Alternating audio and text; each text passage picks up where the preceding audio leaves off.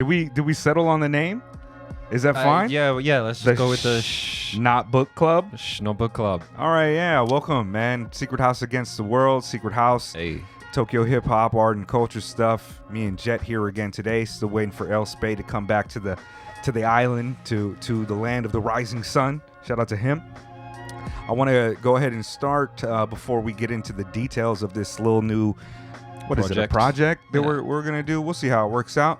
I want to give a shout out to our patrons and all of our supporters, people who are consistently in the comments.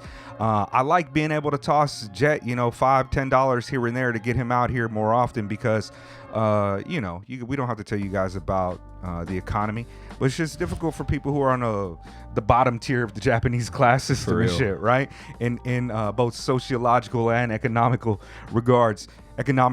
But yeah, man, shout out to all the patrons. Thank you so much. Please like, subscribe, comment, share with your friends. We've been getting a lot of tremendous love by some of the artists that we've reviewed over the last few weeks. I think in this coming week, I'm going to hop on and do a Zoom call with Alaska Adams. We just reviewed his album with Still Tip Dove, The Structural Dynamics of Flow, and he really appreciated our review, but we really did lean into some of the ideological things that we're getting from the music. Yep. And I think that, as an artist, he feels a responsibility to try to get himself across the way that he thinks, and so he just wanted to say what's up and discuss some of the themes of the albums that we kind of uncovered and maybe some things that we got wrong.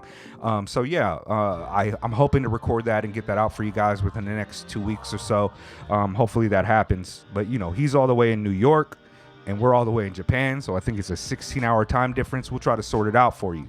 But today, as you can see from the title, where Jed and I we were thinking about some additional content and some additional approaches to the channel, ones that would differentiate ourselves from the typical things that you get from a lot of other music discussion channels, music review channels. We're not the likes to do a reaction and shit like that, or even more, I don't know, eminent critiques where it's like the beat has like a jazzy loop and he's talking about being a child and that's a good song. We don't list that. We mostly do discussions. So Jet had a really good idea, and do you want to kind of go off on what you're thinking? Sure. Like so your vision? I can't take full credit for this. This was something I'd kind of been toying with for a while, and then I had a chat with the homie Rando, who suggested a secret house book club might be a cool idea. And I took them very, very literally on that one. I was like, oh, well, I mostly read fiction. Mega mostly reads nonfiction. So I don't know if we'd be able to talk about books like that. And Rando was like, oh, no, I don't mean like literally books. Like we should do some kind of format in which everybody goes off and listens to a record and then we all talk about it on the show, because that's kind of the vibe we've had on the show anyway. And that's something that our listeners have told us on more than one occasion, like, oh, I really look forward to, the new Secret House video comes out. I go listen to the album and then, I go leave a comment or I think about the record and then see what Jet and Mega and Spade have to say about it. So I was like, I'd already kind of been thinking about this kind of format or this idea. And we've eventually settled on this concept that I guess we're calling Not a Book Club. Not Book Club. Not Book Club, yeah. The Secret House. If you got something better, then hit us up. But I dig it. We didn't go to the marketing team on that one. But do you want to explain the format, or do you want me to get into it? Well, you look like you got a lot of notes here. Well, I did make notes about like the album and kind of where to find it and shit like that. But mostly, I wanted to kind of see.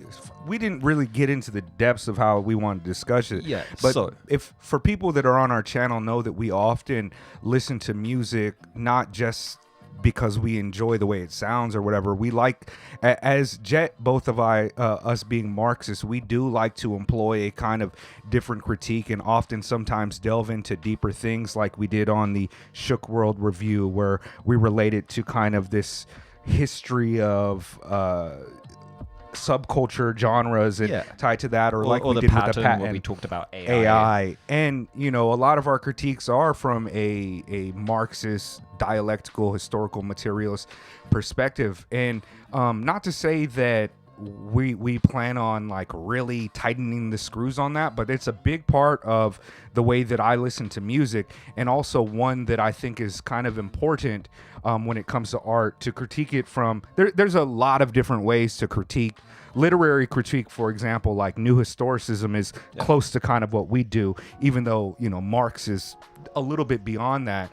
But, you know, there's eminent critique, there's transcendental critique, and we want to kind of put that into it. So we would like to, a little bit like the Dell conversation that I had, where I listened to the song, I talked about the time period, kind of the ideology behind some of the music that was happening back then, tie it into material conditions and things. And sometimes the albums we pick, I don't think are necessarily going to be all that. They don't require that, Yeah, but I do think that we can find some albums that kind of allow us to have deeper conversations about them, other than, I love Mad Villain too. Yeah. You know what I mean? So you created like a little I threw a little poll up onto the Insta page, because you know, we discussed it a little bit, like, do we want to comment this from the perspective of like, right, here's an album that basically everyone watching this will be acutely familiar with, you know, a Mad Villain, a Fantastic Damage, Donuts, something like that. And then, you know, let people kind of share their own experiences with the record, their own history with it, and then we discuss that. Or do we want to talk more about things that maybe people haven't heard? You know, people that, you know, because there was a demand, I think, among our fans for like retro reviews. Sure. You'd put up a poll a little while ago, like, what back. are some stuff you'd like to see from us? And retro reviews was something that had come up. So, yeah, in the end, the poll kind of turned out 70-30 roughly. I don't know how many people voted, but that was it was maybe only like 12-13 people or so voted, but it was like about 70% of people wanted to hear more independent underground stuff that never really broke out of its kind of cult reputation, as opposed to Mad Villain, the more popular joints, which is really dope too, because it allows us to kind of delve into some of the things that we might be in even our blind spots and think about it at the time. So Fatboy Sharif is really the one that made me be like, let's do it. Because you were like, okay, it's a dope idea, let's get into it. And then like we rifled off a couple albums. Fatboy Sharif replied to the poll, and then you started talking to him, so I was like, I'll let you guys cook. And then like maybe 10 minutes later, you messaged me like, yo, we got to get on this album club shit right now. I'm like, okay, cool. I was a little drunk, and I get excited or I get mad when I'm drunk. So Peace to Fatboy Sharif. Yeah, Fatboy Sharif. And we were just talking about Bigg Jus. And that's, I guess I'll go ahead and let them know the album that we're going to do, which will be in the title, I suppose, too.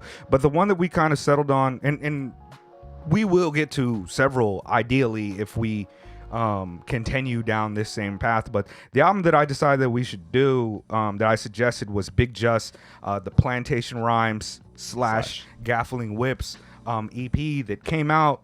And there's not much information about this album, actually, but I know there's a lot of deep heads that really know this album and appreciate it, including Fatboy Sharif. And it's an album that it's hard to find shit about it. I couldn't find the exact date that it came out, and I found a couple reviews around the time, as well as a couple blog snippets, and also reviews that came out a decade later, just talking about it a little bit. But it's very kind of just limited and not really deep at all, considering the art and who he is as an artist. And I got my copy in about, I want to say, early 2002, which is me a year out of high school almost. And I want to say I got it from Hip Hop Infinity, which was a website back then. Shout out to JC Graves, I think is the guy. But Bigg Jus, for those of you that don't know, was in the kind of seminal, important. He was a member of Company Flow, which was one of the earlier independent groups that was a true kind of expression of the anti-pop, nonconformist hip-hop, following the core tenets of the four elements, alternative to the direction that hip-hop was going. As independent artists, him, LP, and Mr. Len sold like over 100,000 records without a label, which immediately put them on, you know, in the spotlight. People started loving them, hearing them from Stretch and Bobbito. And then you know, LP's career goes to Def Jux, they break up, and now, you know, LP is Run the Jewels. Run the Jewels. Yeah. And so there's this guy who's just tremendous and has a very interesting career. He was also on the SHhhh World album. Yep. And also I hear he's putting out more music. So I wanted to kind of put this album under the lens and kind of talk about it, because a lot of the themes are very specific to the time, materially. Historically, he's talking about events in hip hop. It's very personal, and it's also sets kind of a. It also there's like songs on there without drums, and people think that might be a new phenomenon. But I just want to kind of show the lineage that it comes from that, and it's hard to find. It's not on streaming. Yeah. So I will provide a link in the show notes here of a YouTube channel that has a playlist, as well as I'll put the playlist that came on the actual CD, which a few of the tracks are instrumentals. It's a very quick, easy listen, maybe 20 minutes, 25 minutes. Yeah. But I'll put that there. And for our patrons, if you are having a difficult time finding it, I do have an original rip of the CD still in my files that if you'd like, I'll link you to that Google Drive file and you can check it out. I feel like that's not like a sus thing to do. It's out of print. It's hard to come by. It's not no different streaming, than me hooking up a homie with a CDR. For sure. Type of Yeah, shit. yeah. So, so if you are a patron, and even if you're not, if you're in the comments a lot, hit me up. Shoot me your email address on Instagram. Probably is the easiest way to get it. Yeah, hit us up on Instagram. I don't remember our Instagram. Secret House Tokyo. Yeah, and Secret House Tokyo, Goon Maneuvers at Gmail, and that's American spelling of maneuvers. EUVERS. Is that like the same in No, the UK? there's a no in there in the UK. Yeah, but anyways, I'm really excited to kind of start this off. If you guys have any ideas. Oh, one last thing that I wanted to kind of ask you guys to. We're going to drop the video announcement. This is the announcement. Yes. We want to give about a week or two for people to listen to it, think we'll see about what it. the response is like, Yeah. in the comments of this video, on the Instagram page, however you want to reach us, reach out to me directly, hit me up on Discord. I actually made a Secret House Discord and then just like didn't post it or put it out. If that's something that interests you guys, hit me up. Like I'll post the link in the comments or something. Okay, yeah, you gotta hit me with that too. Word. But yeah, so I want you guys to just kind of talk about it. If you're familiar with it, if it reminds you of anything, if you were listening to it at the time or the first time you heard it, we want to just get a wealth of experiences and wealth of thoughts on it. So when we do make the video, it'll be long form. We can talk about what you guys see in it, what we saw in it, and just kind of really dig deep into it as we would with a book club. Yeah. So it's a listen, not a book club. So I think that's it. Yeah. You made a little clip, right? You wanna? I did. Like when I was doing it, I was like a little bit wavy, and I was just like, but I thought maybe I might change some of the language on it to make it less precise about the dialectic type of shit. You know what I mean? Like we of course go into that, but I could probably phrase it in a more layman way to make it seem less like academic hip hop guys. Okay, yeah, sure. I don't want to do that because we're not academic hip hop guys. We're just guys who like information shit. What? No. All right. Roll the clip.